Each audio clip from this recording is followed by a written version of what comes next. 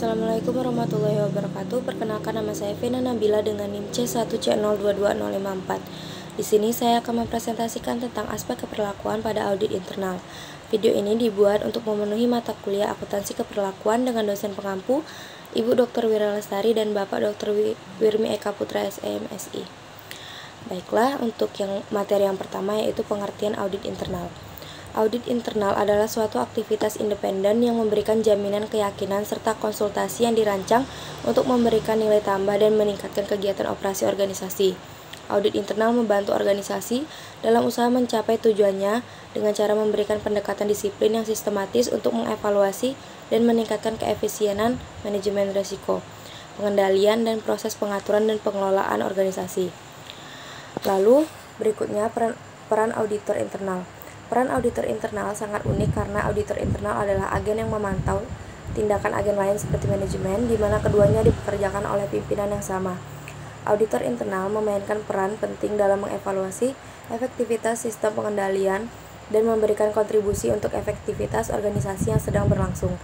Saat ini, auditor internal tidak hanya berfokus pada informasi keuangan seperti biasanya yang menjadi prioritas di banyak perusahaan, tetapi memiliki tanggung jawab yang lebih luas.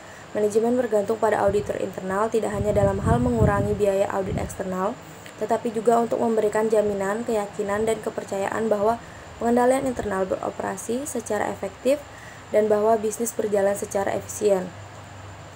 Auditor internal mampu memberikan pelayanan terbaik ketika mereka terampil dalam memberikan saran kepada manajemen dan pada saat yang sama memberikan jaminan kepada pihak yang lainnya.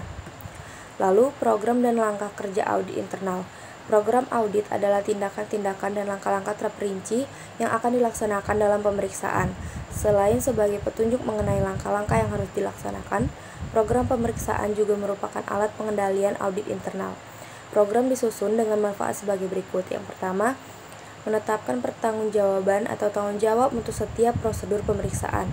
Yang kedua, pembagian kerja yang rapi sehingga seluruh unit terperiksa secara menyeluruh. Yang ketiga, menghasilkan pelaksanaan pemeriksaan yang tepat dan hemat waktu. Yang keempat, menekankan prosedur yang paling penting untuk setiap pemeriksaan. Yang kelima, berfungsi sebagai pedoman pemeriksaan yang dapat digunakan secara berkesinambungan. Lalu, langkah kerja pemeriksaan yang memuat pengarahan khusus dalam melaksanakan pemeriksaan meliputi yang pertama, perencanaan pemeriksaan, yang kedua, perencanaan dan evaluasi informasi, yang ketiga, mengkomunikasikan hasil, dan yang terakhir, tindak lanjut dari hasil yang telah dikomunikasikan. Lalu, otorisasi audit internal. Auditor internal berkeyakinan bahwa mereka memiliki piagam yang mencakupi otoritas, tanggung jawab, dan posisi dalam struktur organisasi. Namun, untuk meningkatkan kewenangan mereka, auditor perlu menetapkan strategi yang jelas dan menyesuaikan rekomendasi dengan kompleksitas audit yang ada. Auditor harus diakui sebagai bagian integral dari tata kelola organisasi, bukan sekedar entitas yang diperlukan. Otoritas auditor internal dapat diperkuat melalui pemantauan oleh komite audit dengan pengaturan laporan yang tepat. Idealnya, auditor internal harus melaporkan langsung kepada komite audit untuk isu audit dan administrasi. Pengaturan pelaporan ganda dapat membatasi kebebasan dan objektivitas auditor dalam menjalankan tugasnya. Lalu, prospek profesi auditor internal. Pendekatan terhadap pertumbuhan dan penciptaan nilai menekankan pentingnya manajemen risiko yang efektif, baik pada tingkat makro maupun mikro. Audit internal dapat memberikan kontribusi signifikan melalui analisis risiko dan nasihat strategis kepada manajemen. Selain itu, auditor internal juga melakukan penilaian risiko untuk mengidentifikasi area yang perlu diperhatikan lebih, serta memastikan cakupan audit yang tepat. Keberadaan fungsi audit internal yang kuat sangat penting untuk mendukung tata kelola organisasi yang efektif. Auditor internal, jika dianggap sebagai pakar manajemen risiko, dapat memainkan peran penting di masa depan organisasi. Persyaratan baru dari New York Stock Exchange untuk memiliki fungsi audit internal telah meningkatkan profil dan pentingnya fungsi ini. Lalu, dengan mendapatkan kepercayaan dari pihak terkait, auditor internal dapat memberikan kinerja luar biasa menggunakan pengetahuan dan pengalaman mereka.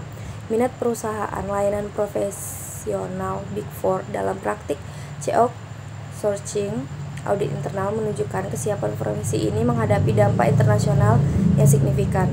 Globalisasi kegiatan audit internal mengakui nilai tambah fungsi ini dalam menyambut tren terbaru. Lalu profesionalisme dalam peran auditor internal dan otoritas. Auditor internal perlu memiliki profesionalisme, profil, dan kemandirian untuk menjalankan perannya dengan efektif. Mereka harus mampu menghadapi tantangan dalam lingkungan pelaporan dengan transparansi dan kejujuran tanpa rasa takut akan retribusi. Profesionalisme auditor internal seringkali terpengaruh oleh pengendalian birokrasi yang mengurangi otonomi mereka. Sistem organisasi yang ada seringkali dipengaruhi oleh keinginan manajemen, sehingga auditor internal dapat berada dalam situasi kompromi di mana mereka diminta untuk memfasilitasi hasil alternatif. Ketika otonomi auditor dipertanyakan, persepsi terhadap profesionalisme mereka cenderung menurun. Lalu, jenis-jenis peranan auditor internal. Yang pertama, peran pengendalian pengawasan. Yang kedua, peran pendukung keputusan. Yang ketiga, dukungan peran manajemen risiko. Yang keempat, peran komunikasi. Dan yang terakhir, peran pemerintah. Sekian presentasi dari saya, kurang lebih saya mohon maaf. Saya akhiri. Wassalamualaikum warahmatullahi wabarakatuh.